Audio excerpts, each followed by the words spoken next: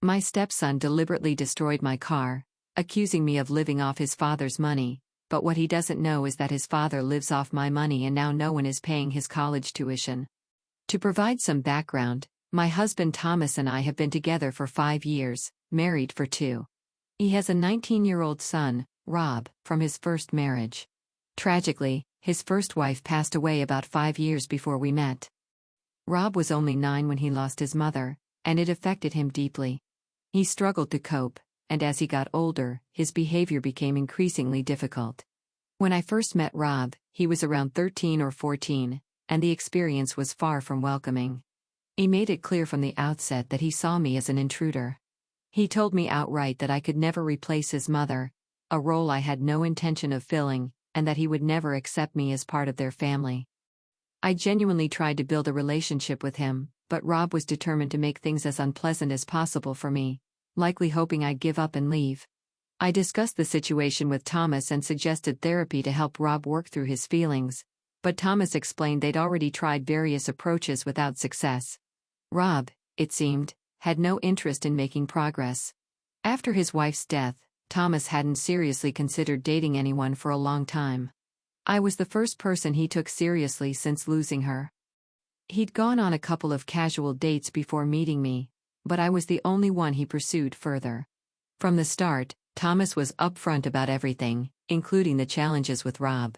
He warned me that his son would likely be unwelcoming and needed time to process his grief, which is why we took things slowly before I was introduced to the family.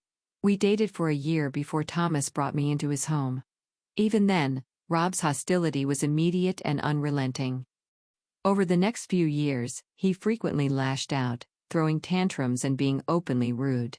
I tried my best to be patient and understanding, but his behavior wore me down.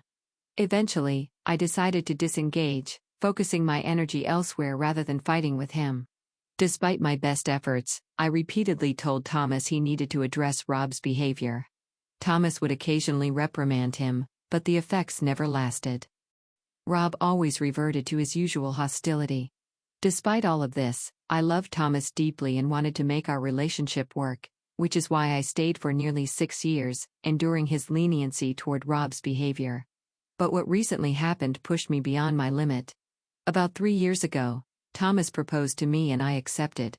Around the same time, he also started a new business. Unfortunately, the venture hasn't been successful. Over the years, he's been struggling to keep it afloat, and financially, things have been difficult. I allowed him to try his business for almost 3 years because it was his passion project. But when it still wasn't taking off, I tried to tell him that maybe it was time to move on to better things or go back to his job because this clearly wasn't working for him. I started telling him to give up his business and do something else recently. Just a few months ago, since we've mostly been living off my money for the past 3 years. I was worried because I couldn't afford to support our family solely on my income, as that would leave very little for me in the future when I want to retire. So I had been trying to gently push Thomas in the right direction, but he was being very stubborn and kept saying he just needed a little more time to work on his business model and kept finding excuses not to give up.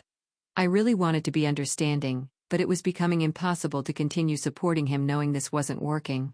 Recently, we have been arguing a lot about this, and I guess at some point his son overheard what we were talking about and concluded that I was a gold digger for telling Thomas to sell his business to any interested buyer and go back to his job so we could earn more money. I found it very insulting because the last thing I am is a gold digger. I've always been independent and couldn't stand the insinuation that I had been living off my husband's money when in reality it had been the other way around. I wanted to correct Rob when he started calling me a gold digger because this had already come up a couple of weeks ago when I asked him to do some chores and he told me he wasn't going to take orders from a gold digger with no self-respect or dignity. When I asked him what he meant by that because I was clearly horrified, he explained, but before I could correct him, Thomas intervened and broke up the fight. Then he pulled me aside and told me not to say anything to his son because Rob didn't know that we had been living off my money for so long. Thomas wanted to preserve his image in front of his son because it would be very embarrassing for him to admit that he was having financial difficulties as a father. It would be humiliating for him to show his son how far he had fallen. Thomas practically begged me not to tell Rob the truth, so I agreed. However, I had to pay the price for that because after that day, things started to get more difficult for me. Now that Rob believed I was a gold digger, he kept using it against me, and it was very tempting to tell him the truth. But I had to think of Thomas and remain silent for his sake. Rob had come home for his winter break and I knew he would be leaving in a couple of weeks, so I just had to tolerate him for a short time. Since I had already endured his behavior for so many years, I didn't think it would be too difficult. But I guess this time, Rob was planning to make things much harder for me. A few days ago, he decided to take my car without my permission and crashed it. Just before I was about to leave for a very important meeting that I'd been talking about for days. I usually leave for work around 9 in the morning. But that day, I had a meeting with a very important client and planned to leave much earlier, as I didn't want to be late. I am truly grateful that I planned ahead because I was ready to leave quite early. However, Rob had gotten ready even earlier, and when I went out to check on my car, I saw that there was a huge dent on the hood. And the sides were scratched. I was clearly devastated. And what upset me even more was that Rob was standing next to the car with the keys in his hand and a proud smile on his face, as if he thought he had done something great. When I saw him and what he had done to the car, I completely lost my mind and started yelling at him. Normally I'm not a violent person, but that day, I just lost control and ended up slapping Rob in the face. Not that I regret it.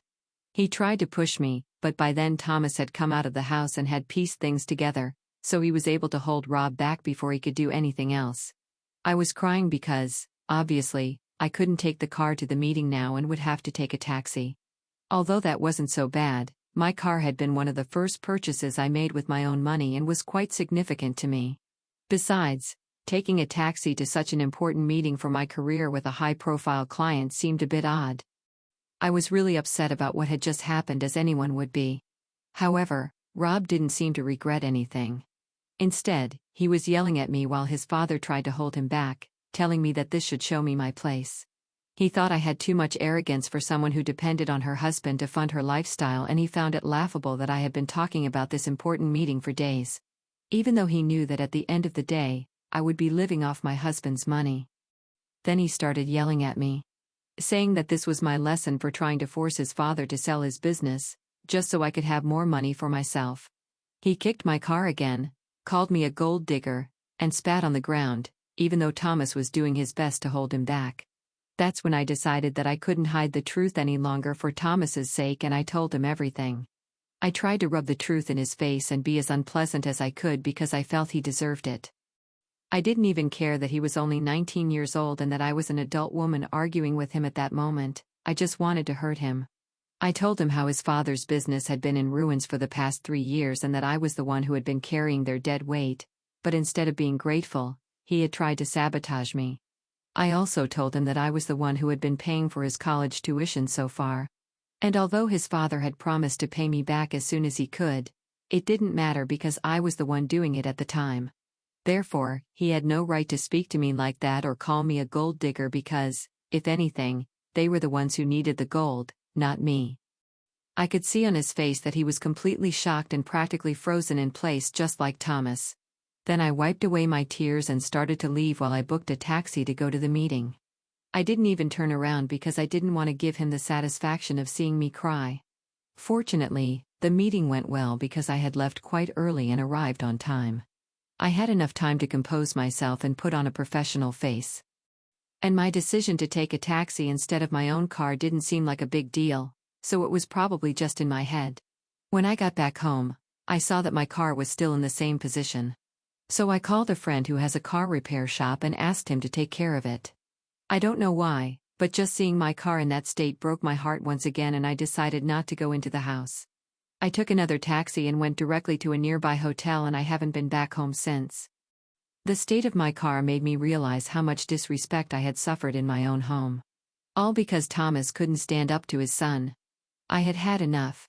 After this, there was no way I could go back to that house and try to fix things with them because they definitely didn't deserve it. That day, I kept hoping that Thomas would at least call me to see how I was after I returned from my meeting and went to the hotel, but that didn't happen either. The next day, when I woke up after a night of crying myself to sleep, I decided that I couldn't keep living with these people and that love obviously wasn't enough to sustain a relationship. So I decided to call my lawyer and told him that I wanted to file for divorce. Then I called my brother and asked him to go to my house, pack up certain things, and bring them to me because I didn't even want to see Thomas or Rob. I explained the situation to him as well, and he helped by bringing me my things. I guess when he went to my house instead of me to pick up my things, Thomas realized that I wasn't planning to come back home anytime soon. He and his son started bombarding my phone with calls and text messages. I muted all notifications from them because I didn't want to think about them, but I didn't block them because I wanted to know what they had to say. Before I went to sleep, when I finally decided to check the messages they had sent me, I realized that they were only trying to apologize and say that they were willing to fix things. But that all I had to do was come back and talk to them once more. I expected that from Thomas. But the fact that even Rob was apologizing and trying to say that he was willing to apologize and change as a person really surprised me. However, I wasn't going to be fooled so easily because it was evident to me that they were only contacting me because they needed me to be there for them. If Thomas had truly regretted it, he would have contacted me the same day and apologized for everything. He wouldn't have had to wait until he realized I wasn't coming back home to apologize. In fact, even when I didn't come back that day, he didn't contact me. Only when my brother came to pick up my things did he feel the need to reach out to me. So his apology seemed very empty and insignificant to me. As for Rob, I didn't even need to think twice about why he was apologizing to me. I realized he needed a way to pay for his college. And up until now, I was the one who had been paying for his tuition. Obviously, he needed my help even now as he still had 2 years left to graduate. Given Thomas's financial situation, I'm his only hope. Being the spoiled brat that he is, I'm sure it never even occurred to him that he could have worked during college like most of us or taken out a student loan. I was very disappointed even though they had apologized because I knew those apologies didn't mean anything and they were only saying them because it was convenient. It took me a long time to realize it, but I finally came to the conclusion that I definitely loved Thomas much more than he loved me and much more than he deserved. But it was time for me to prioritize myself and let him go. Because for the past 6 years, all he had done was make false promises and tell me that he was going to fix things with me and Rob. I had only allowed it until now because I would just tell Rob to be better, but there were never any real consequences for his actions. That's why eventually, Rob found the audacity to do something like this and actually expect to get away with it. Anyway, I spoke with my lawyer about the divorce and I also told him I want to file a lawsuit against them because I want them to pay for the damage they've caused me. So after reading those messages and realizing how fake their apologies were, I decided to reply to Thomas and tell him that I was going ahead with the divorce and that there was nothing he could do to stop me because I had waited long enough for them to change. But since that wasn't going to happen, I wasn't going to wait any longer and allow them to disrespect me over and over again. The next morning, I woke up to another 100 messages from Thomas, begging me not to leave and telling me he was willing to do whatever it took to make me stay. He had also tried to call me several times during the night, but since I was asleep and had his notifications silenced, I didn't know. At that moment, I started to feel really annoyed because, in his messages, he was acting as if he was really willing to do whatever it took. I knew he was just saying those things for the sake of it because he had said them many times before. I had let myself be fooled before, but this time I decided to tell him I would give him an ultimatum. If he was willing to make things work on my terms, then maybe I would come back. In reality, I had no intention of going back because I had made my decision with a lot of effort and I wasn't going to back down. But I just wanted to see what he would say about it. So I replied and told him that I would be willing to consider couples therapy and staying with him if he promised never to speak to his son again and completely cut him out of his life. I told him that was the only solution and if he was willing to do that then we could talk, but otherwise I would go ahead with the divorce. So that was my ultimatum. And a couple of hours later, he sent me another message saying he didn't know what to tell me because Rob only had him, but he also loved me and didn't want to give up on our marriage. So I had put him in a really difficult situation and he needed time to think.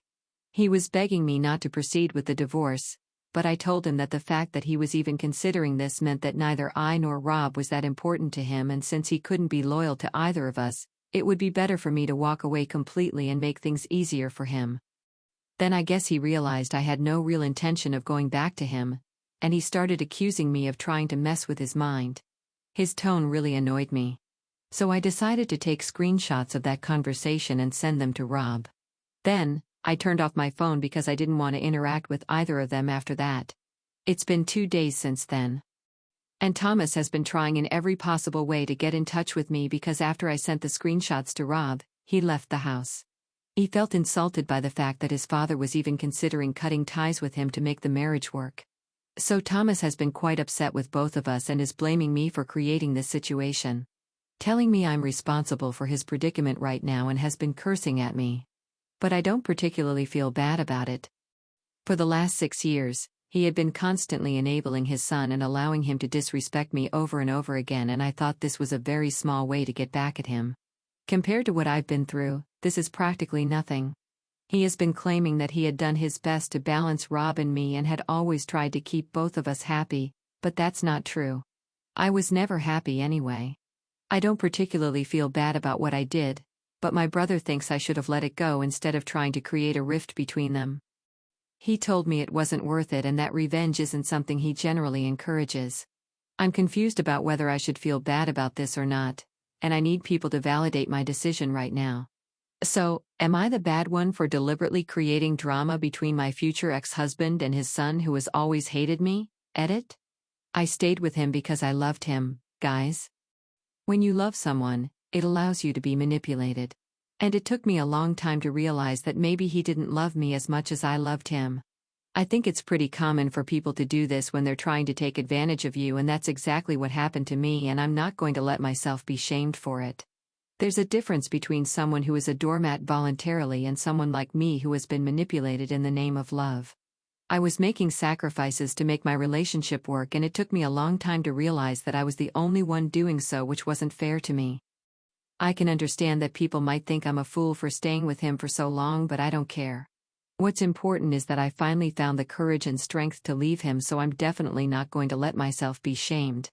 I made a mistake like many people do, and I think that's completely okay. So thank you to everyone who has been kind to me, and to those who haven't been as kind, I don't care. Update 1. Thank you so much to everyone who commented and supported me.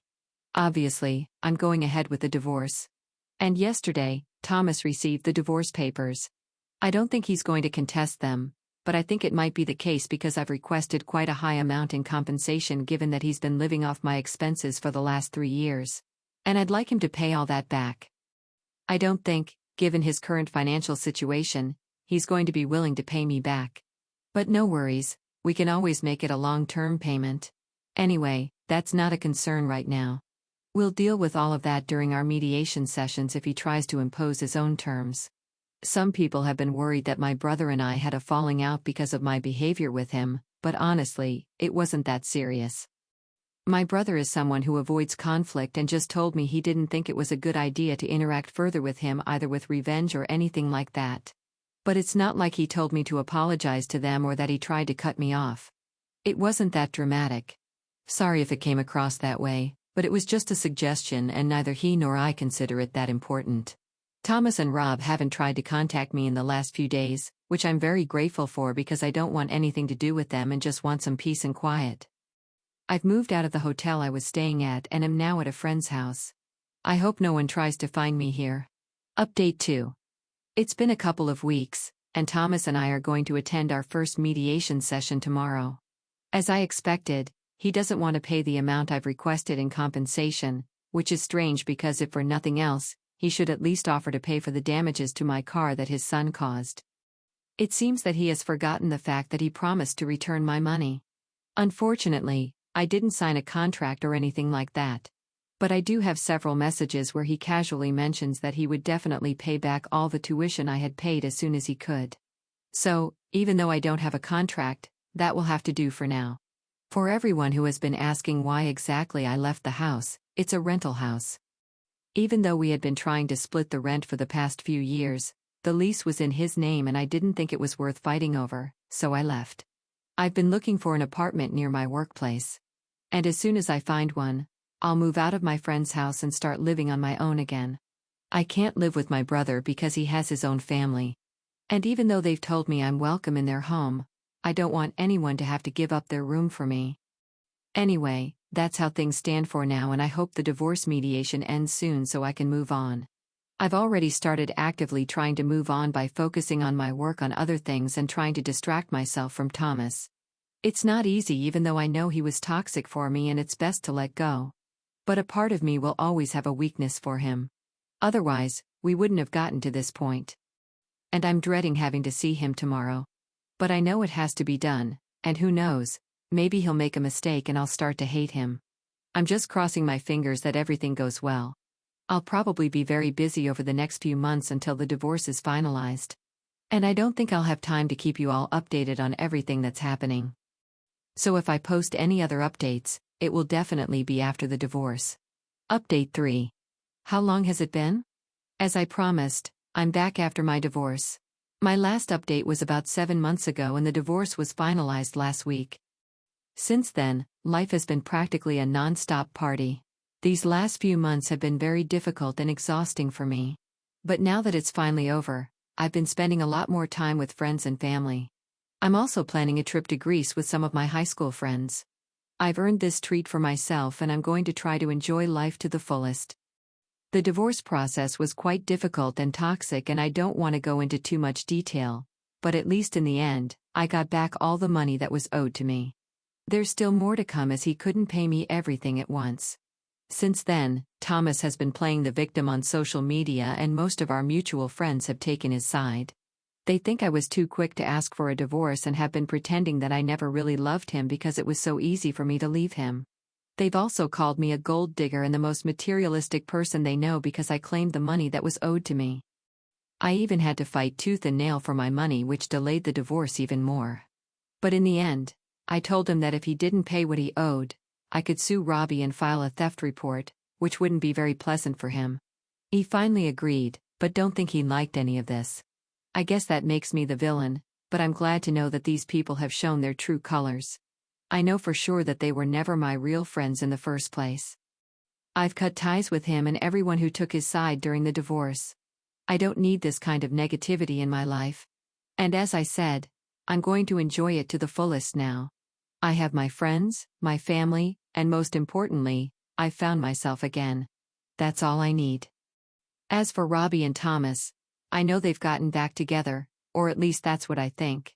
Because if they hadn't, Thomas wouldn't have agreed to pay everything and we'd still be fighting over the divorce. I promise to find out more about the situation next week since I have a friend's birthday coming up, and I know there will be someone there who knows Thomas. Update 4. Finally, I was able to attend my friend's birthday last weekend. I'm glad I could distract myself a bit and enjoy the celebration because my friend and you all know how much I needed something like this after these last few months. During the party, I had an interesting conversation with one of the guests who happens to know Thomas and Robbie.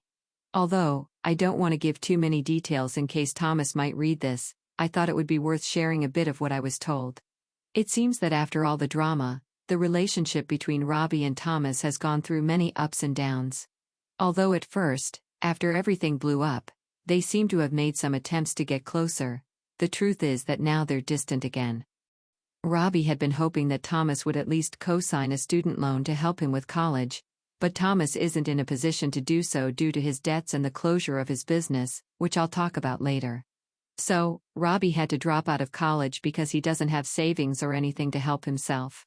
He had to get a job, as this person told me, and it wasn't enough to support himself while studying. He has never worked before, so he has no way to get a loan on his own without someone else's help. And yes, it seems that Thomas had to close his business, which has added even more stress to his financial situation. Now, he has some personal debts that are unrelated to the failure of his business, because he had no money to live on all this time since his income source was my salary. But at least now he's working at a job, which isn't exactly what he had hoped for, but at least it's something. The only reason he agreed to pay me the money I claimed was because he hoped it would improve his relationship with Robbie. However, it seems that Robbie still doesn't want anything to do with him despite Thomas's efforts.